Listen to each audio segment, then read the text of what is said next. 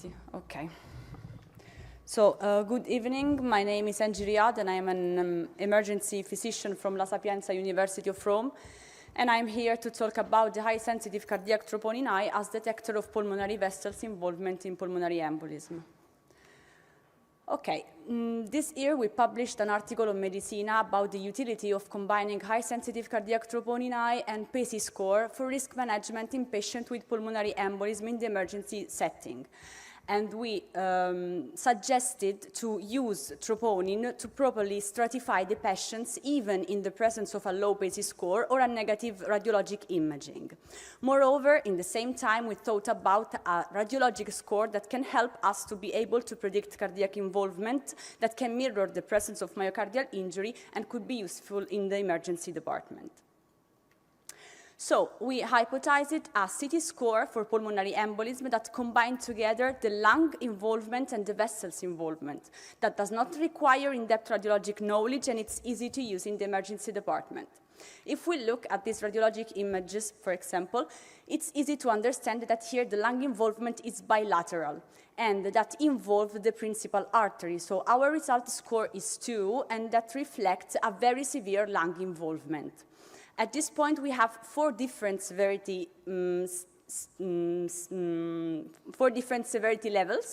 from the mild lung involvement until the very severe lung involvement, and the severity of pulmonary embolism was inversely related to the score points. Then we tried to analyze the relationship between the CT-PA score and high-sensitive troponin in a total of 355 patients. And our study was divided in two parts, a retrospective observational one and a prospective observational study. Both of them, all the patients were collected in two different centers in Rome, San Giovanni Addolorata Hospital and Sant'Andrea Hospital. And as you can see from our statistical result, the more severe is our TAC score, more bigger is the relationship between the CT-PA score and high-sensitive troponin I. But this relationship, this correlation become even more significant if we identified only two large groups of CT-PA score, the low-moderate group with a CT-PA score upper than 3, and the severe, very severe group with a CT-PA score lower or equal than 3. I reminded you that the total of patients is 355 patients. As you can see, 65% of patients with a severe, very severe involvement had a significant relationship with the troponin I. And then, as we know, pulmonary embolism correlates with the right ventricular dysfunction. And according to the line guide, this dysfunction can be detected by an echocardiographic way, but even by measuring the dimension of the right ventricle itself through the CT scan. And this is what we did. So 75% of our patients with a CT-PA score lower than 3, that I remember you, it's the severe involvement, had a larger right ventricle diameters, and even the ratio results increased. But the most important result, it's about mortality, because in our CT-PA score lower than 3, so the severe patients, the value of mortality within 30 days, it's around 25% compared to the 8% in the low-moderate CT-PA score. So, in conclusion, it seems that in patients with pulmonary embolism in the emergency department, the CT score we proposed could be easily calculated by the emergency physician and correlate with the presence of myocardial injury according to high-sensitive troponin I. There is a significant correlation between the severity of pulmonary embolism at the CT score and mortality and right ventricle dilatation, particularly if you consider as a cutoff a CT score lower than 3. Our aim in the future will be to try to correlate together the high-sensitive troponin, the right ventricular dimension, the CT score, and even the mortality in order to have a better risk stratification in these patients.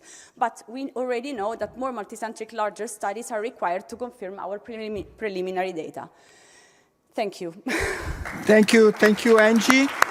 I think this is going to be a step forward for emergency physicians to do a decision by themselves. So you are not waiting anymore for radiology to make the conclusion, right? You can analyze the CT scan, you can have right ventricular function, you can have troponin, and this is going to be a massive impact on time decision making, and this is a final objective, that you are going to make your decision without waiting for other people telling you what to do. This, I think, is the main concept that I think we would like to have in the future. Now, the discussion is open. Sure.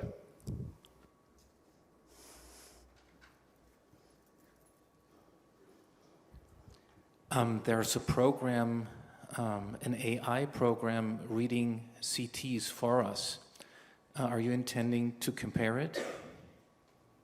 We can try. Why not? Sure. Good idea. Let's wait to cooperate on that. Yeah. So the performance for troponin is already that it has a 97% negative predictive value for death in P at 30 days.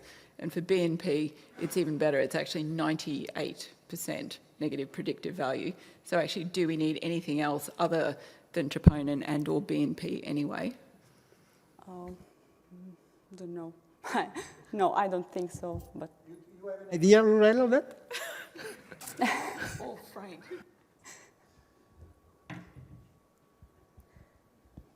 So I did one of these studies, and we looked at saddle emboli, which don't show up with a BNP or a troponin. And we had like 50 of them, and 100% of them were dead in 3 months, usually because of their underlying cancer, which was the most common reason they had a saddle emboli. Oh. But they don't really get flow abnormalities until something breaks off and causes a trouble. So I don't know how you handle saddle emboli in your score. no, I don't understand. Can you repeat again? Yeah, saddle emboli, you know that big thing on the arch. It hadn't gone to the lung yet, but you can see it on the CTPA. Yeah, we see. Yeah, we studied the CTPA. We did like a group with our radiologists in the first parts of our training to understand how we can calculate by ourselves this score. And probably our score is really easy because you have only to follow the contrast in the imaging. So it's really easy, and it's not so difficult like the radiologic score already existed. I don't know if you talk about Canadli score or Ganima score that can help you in the pulmonary embolism, but it's a little bit difficult for us to perform it. I'm just saying that at some point you can't just look at the markers. Just look? The markers will not reflect severity in a patient with just a saddle embolus. You will have normal troponin, normal BNP, and the patient's going to be dead in a month. Yeah, Those sure. people got to get admitted and get anticoagulated, and they have their underlying disease dealt with. Okay, but I think that our idea was that the troponin reflected in the myocardial injury.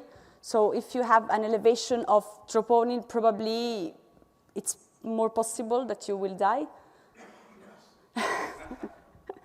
No, I mean, Frank, you're right. This is, what is the guidelines issue?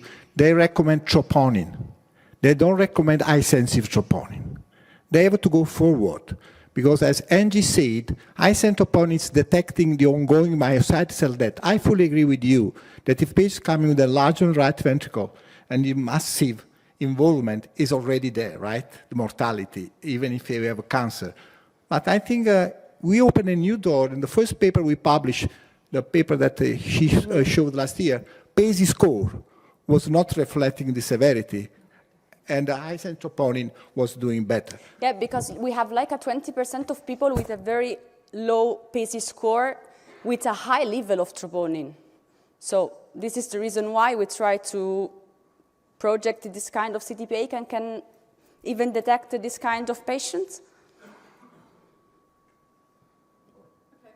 Great, thank you very much. Thank you.